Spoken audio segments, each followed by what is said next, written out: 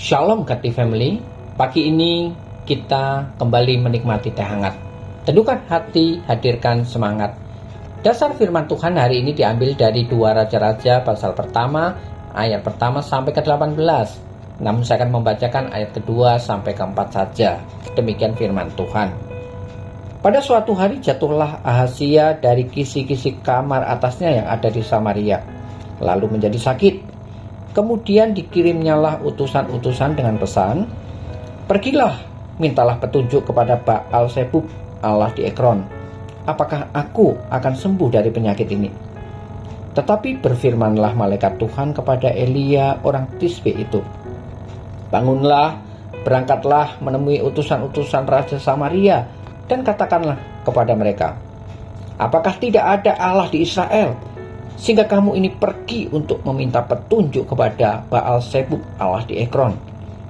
Sebab itu beginilah firman Tuhan, engkau tidak akan bangun lagi dari tempat tidur di mana engkau berbaring, sebab engkau pasti akan mati."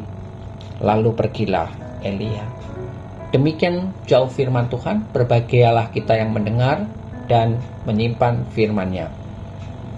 Kati Family yang terkasih, firman Tuhan pagi ini mengisahkan tentang Raja Ahazia yang sedang menderita sakit parah dan ia tidak mencari pertolongan kepada Allah Yahweh, melainkan meminta petunjuk kepada Baal Zebub, Allah di Ekron, yang dianggap bisa memberikan kesembuhan atas penyakitnya. Tindakan Ahazia ini menunjukkan sebuah sikap hati yang tidak takut akan Tuhan, sama seperti yang dilakukan oleh orang tuanya Ahab dan Isabel, yang dicatat dalam 1 Raja-Raja 22 ayat 52 hingga 54. Ahazia mendukakan hati Tuhan karena jatuh dalam penyembahan berhala yang menjadi kekejian dan dosa yang besar di mata Tuhan. Keluaran 20 ayat 3, "Jangan ada padamu Allah lain di hadapanku." Dan firman Allah datang memberi teguran kepada Ahazia melalui Nabi Elia. 2 Raja-Raja 1 ayat yang ketiga, "Apakah tidak ada Allah di Israel, sehingga kamu ini pergi untuk meminta petunjuk kepada Baal Zebub, Allah di Ekron?" Sebuah teguran yang begitu keras dan diharapkan bisa menyadarkan hati Ahazia untuk berbalik dan lebih mengandalkan Allah yang hidup. Sayangnya, nasihat dan peringatan yang keras itu dihiraukan oleh Ahazia. Bahkan ia mengutus para perwira untuk mencari dan menangkap Elia, yang dikisahkan dalam 2 Raja-Raja 1 ayat 9 sampai ke-12. Dan akibat dihiraukannya peringatan itu, bukannya kesembuhan yang Ahazia dapatkan, melainkan kematian. Maka matilah raja sesuai dengan firman Tuhan yang dikatakan oleh Elia.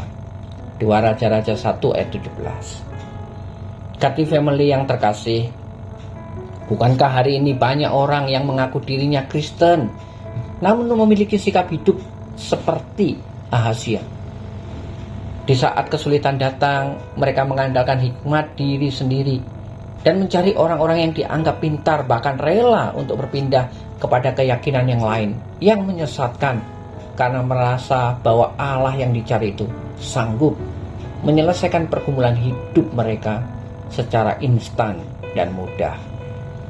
Namun melalui firman Tuhan hari ini, kita diingatkan bahwa seberat apapun masalah yang sedang kita alami, untuk tidak sekali-kali mengambil jalan pintas, tidak mencari pertolongan kepada Allah lain, dan tidak mencari petunjuk dari orang-orang pintar yang bukan saja menyesatkan, tetapi juga membawa kepada kebinasaan kekal.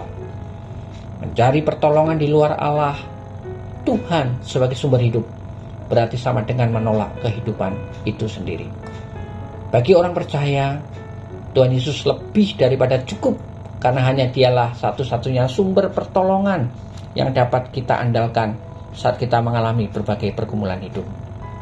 Kati Family, biarlah hati dan iman kita tetap berpaut kepada pribadi Yesus Kristus yang kita kenal, dan hanya kepada Dia sajalah kita membawa seluruh pergumulan kita. Percayalah akan pertolongannya yang disediakan bagi kita tepat pada waktunya. Kiranya sekali lagi Tuhan menolong kita untuk menjalani kehidupan yang terus mengimani dan mengandalkan Allah dalam diri Yesus Kristus sebagai satu-satunya penolong yang hidup dan juru selamat kita. Amin. Mari kita berdoa. Terima kasih Tuhan, oleh karena kami memiliki Allah yang hidup, Allah yang kami percaya, Allah yang dapat kami sandari sebagai penolong di dalam segala pergumulan yang kami alami. Dan Kau akan memberikan jalan keluar tepat pada waktunya. Amin. Selamat beraktivitas.